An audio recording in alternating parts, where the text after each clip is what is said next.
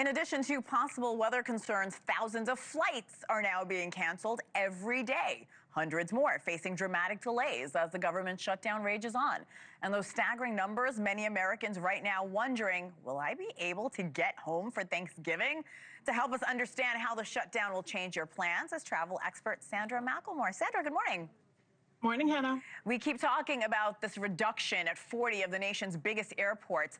Let's say neither my departure or arrival are part of these airports, part of that 40 airport list across the country. Do I have a better chance of getting to my destination?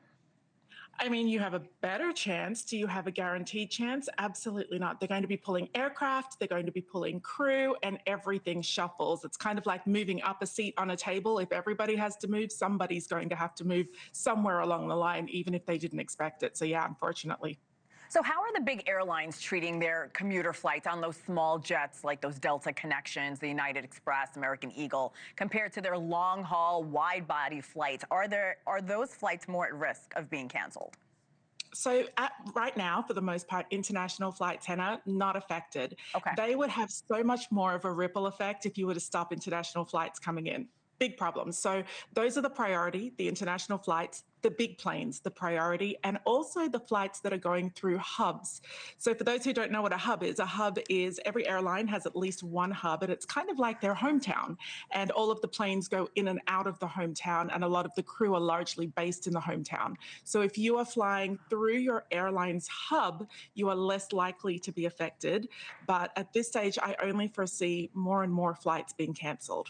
So if my commuter flight is canceled, there are often fewer alternative flights from the same airline or other carriers. What recommendations do you suggest when a smaller airport is really the only option, is the only way you can get close to your destination? Yeah, there's not going to be a lot of options. And this is where some people are going to be absolutely stuck in a hard place, literally stuck, because there's not going to be other flights you can rebook on or other airlines you can rebook on. It's really the first time, other than perhaps the pandemic or something like that, or where you've seen all flights grounded. It affects all airlines. Usually when it's one airline down because of a strike, you can rebook on another airline, but that's not going to be the case, Hannah. If your flight is canceled because your airport is affected, every airline is going to be affected.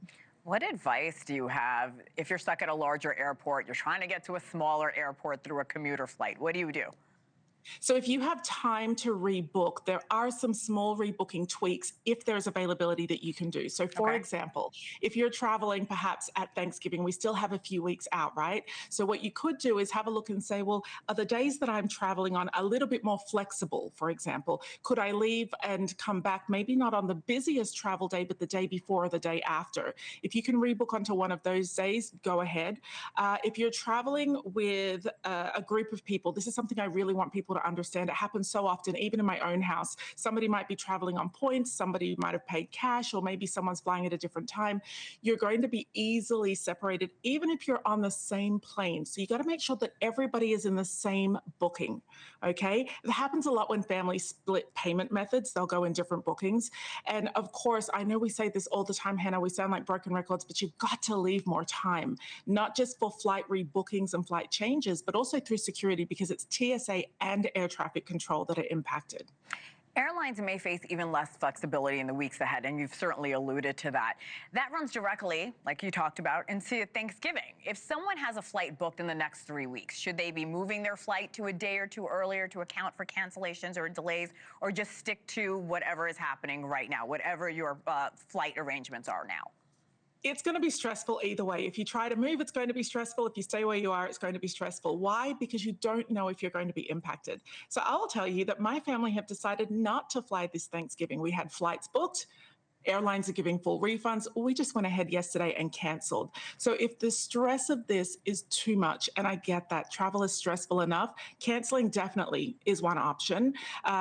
Changing your flights, while yes, it is an option, doesn't mean that you're not going to be impacted. So that's one thing. If you are going to rebook your flights and you do have the ability to do so, booking a second flight instead of rebooking and making sure that second flight is fully refundable would be a better way to go than changing it.